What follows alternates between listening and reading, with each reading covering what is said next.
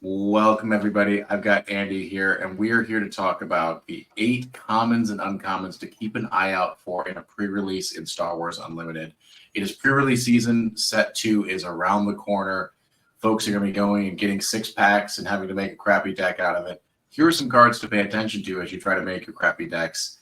I will also just say that Star Wars Unlimited has very good commons and uncommons, and so some of these are better than rares. So we have 8 on our list and then 1 honorable mention. But let's hop into it.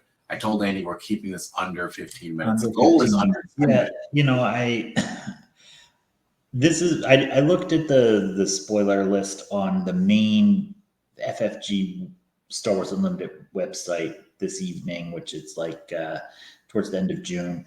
I know all the cards are technically out there spoiled. Not all the cards are on their main official thing. So I just took from there. I know there's a couple other ones that FFG hasn't actually released yet, like officially on their site. So I just kept it to the official spoilers. So there could be a couple other ones, but these were 8 cards that I thought were pretty good. So the first one here, we have the Client.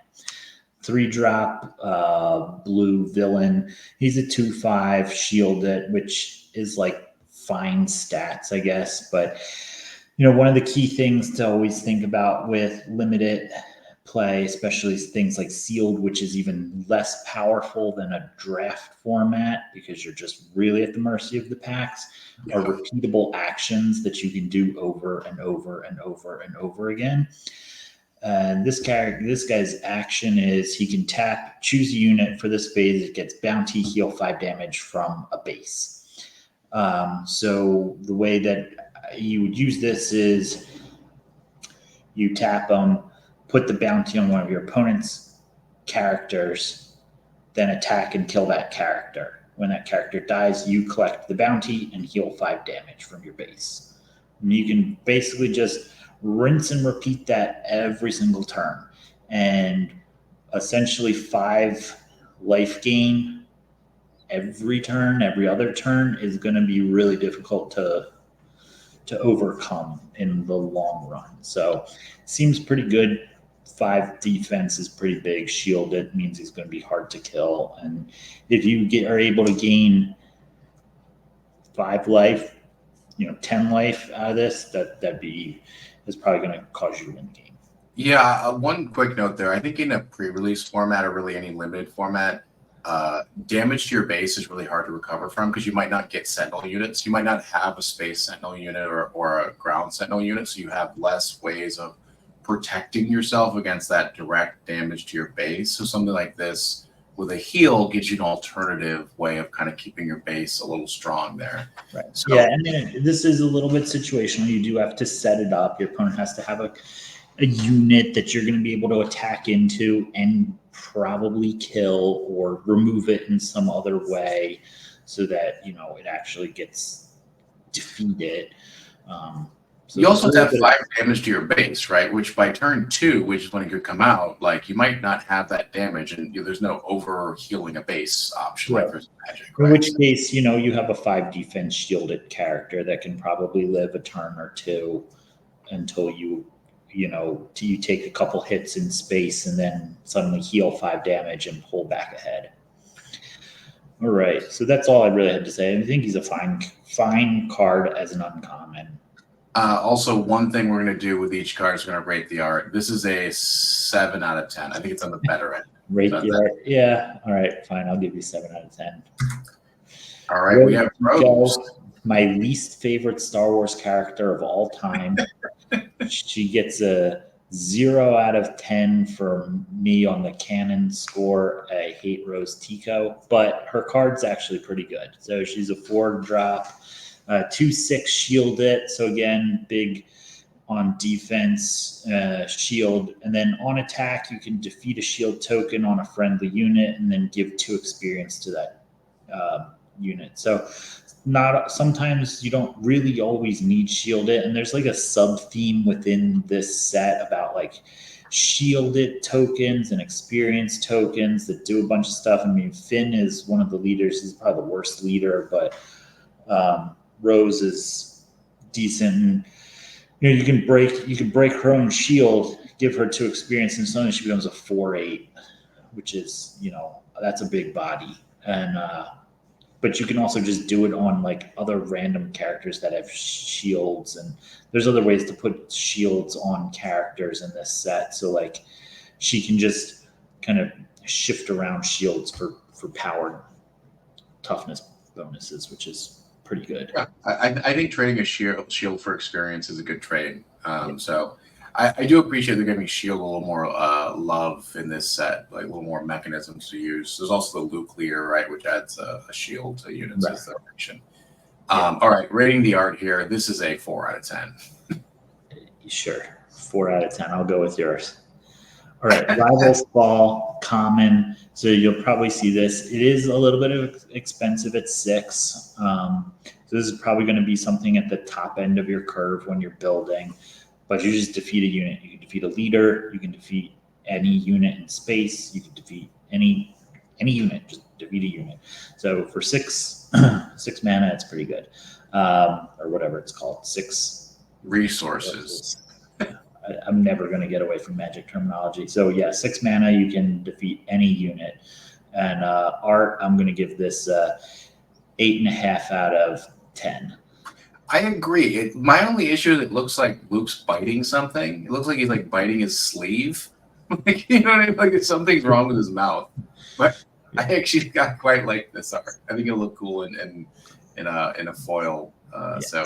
But overall, pretty good card. It's a good removal card, and removal is always going to be at a premium and limited. So anything that can deal with a card that can deal with any unit is going to be a good card. I 100% agree. I think removal is always very good because the more units you can take out, the more options you're taking away from your opponent. All right, number 4, Crosshair. I think this is one of my favorite cards actually in the set. I think it's pretty fun.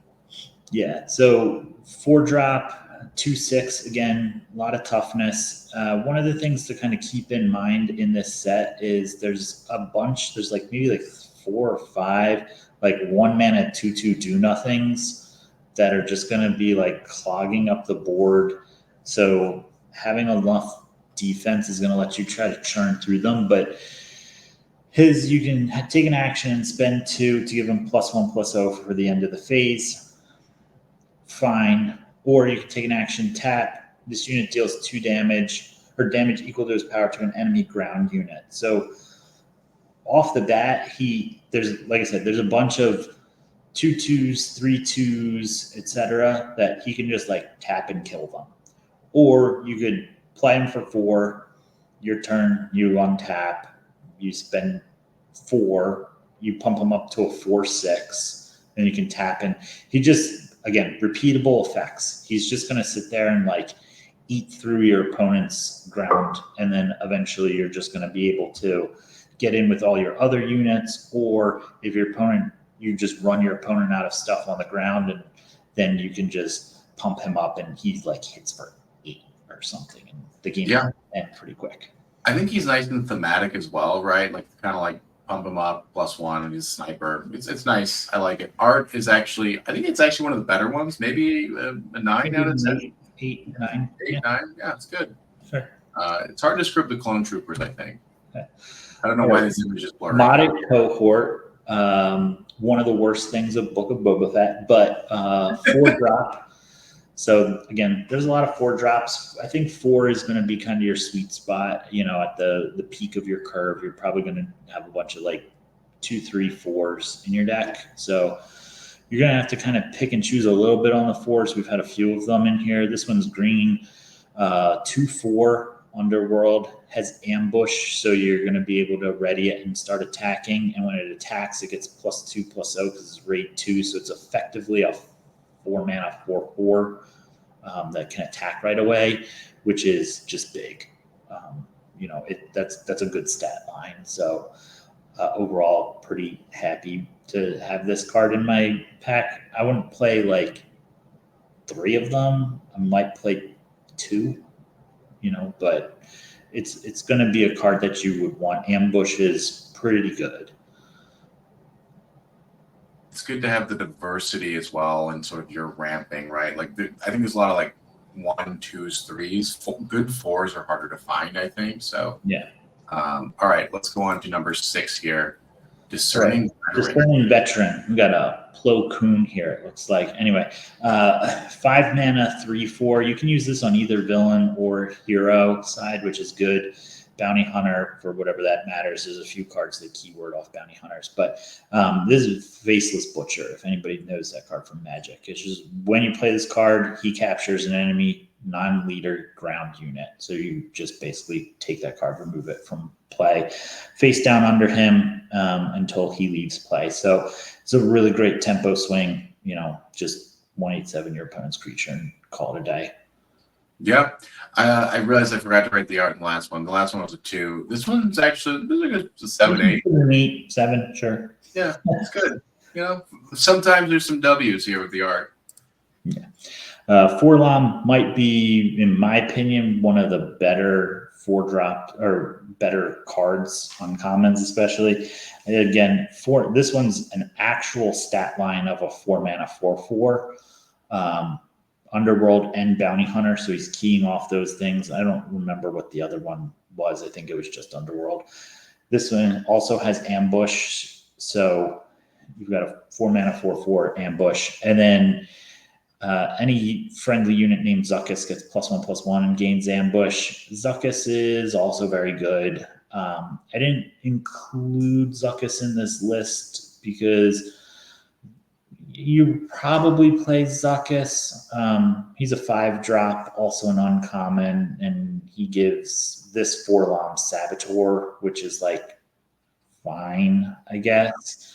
The 4-LOM being 1 resource less and having Ambush already built in makes him much better because Zuckuss only gets the Ambush if 4-LOM's in play. So otherwise, the Zuckuss just doesn't do anything. He's just a 5 mana 6/6, which whatever. But this one's really good. All right, our final card for our honorable mention. Fennec Shand is a 7-drop, so this is definitely going to be like the top end of your curve. I mean, you only have 30 cards in a sealed deck, so I don't even know that I would play a 7-drop. That's a lot of cards you're gonna have to resource. You might just be better served with underdropping and dropping multiple characters in a turn. But yeah, 7 mana 4/6 Underworld Ambush, again, probably one of the better keywords. Been on attack, you deal 1 damage to the defender for each different cost among cards in your discard pile. So you're going to basically 7-drop attack. When you attack, deal an extra probably 3 or 4, 2 to 5 damage, with probably it being 3. So you deal 3 damage. You might just clear a defender and, you're just getting in there. She can also trade up. If you need to attack a big unit, some type of leader that if you got to deal with Jabba somehow and get 12 damage through to him, she's a way that you can do that. She's going to deal 4 damage on her own, plus how much ever is 1 for each type of card in your discard pile. So she seems really good at the top end, but I don't know that I'm going to be crazy about running a bunch of 7-drops. Yeah, 7's a bit high in the curve. One just rules question. My brain is asleep right now. The on attack, that resolves simultaneously as the bat. It's not like the unit only had 3 damage or 3 health, and then the on attack deals 3 damage. That the battle is resolved that way, right? It happens simultaneously, so she'll still take damage, right? I don't know. You'd have to ask somebody. I think that's much more. I don't know. You'd have to run it through tabletop or Carabath to see, or just ask in the rules forums. Yeah, we can get a judge. We'll call over a judge here, but still very cool card. Art actually is a 10 out of 10 for me. I think it's great. All right. And then honorable mention, it's a 3-drop in green that can be used on anything. It's a tactic. And then it just says a friendly unit captures an enemy non-leader unit in the same arena. So this also works in space because it can be in any arena. It's basically just a 3-mana removal spell, right? You just capture your opponent's character, takes them off the board. It could be a starship, it could be something, you know. And what's nice is it can get around stuff that has Sentinel or, you know, shield or a bunch of upgrades on it. You just capture it.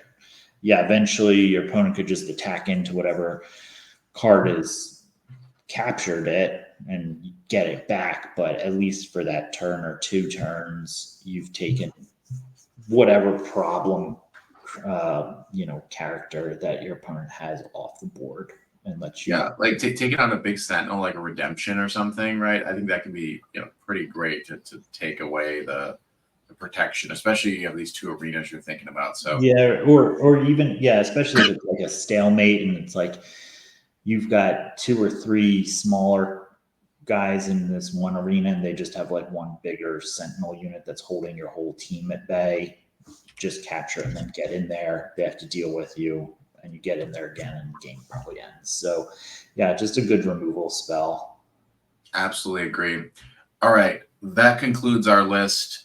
We're excited for pre-release. Andy's actually coming to town. We're going to a local game store together for it. So maybe we'll do a live stream. We're probably not going to. I don't know how to do that. I'm not great tech savvy. No, we're not. But we'll let you guys know how we do. Hopefully this was a useful little guide for surviving a pre-release and hopefully picking up some W's. But thanks for hanging out, everybody. Like, subscribe, all that good stuff. Check out Andy's channel if you want to listen to 2-hour videos. Have a good one. All right. See ya.